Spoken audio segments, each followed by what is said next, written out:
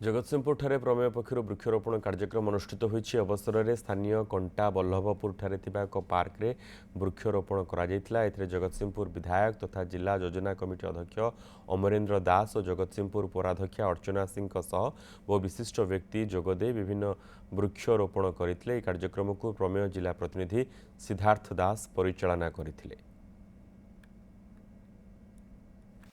खबर कागज प्रमेय तार प्रत्येक जे अच्छा सिद्धार्थ दास जिला प्रतिनिधि से विभिन्न प्रकार सामाजिक कार्य करते ता भितर ये अन्यतम वृक्षरोपण कार्यक्रम से गोटे उद्देश्य जे आम अंचल एवं सारा विश्व को वृक्ष माध्यम परिवेश संतुलित हो पारिबो एवं परिवेश संतुलित हेले ही मानव समाज बंचिकी रहिबो नले आहार अस्तित्व आ रहिबो। खबर कागज तरफ वृक्षरोपण कार्यक्रम करा जाउची।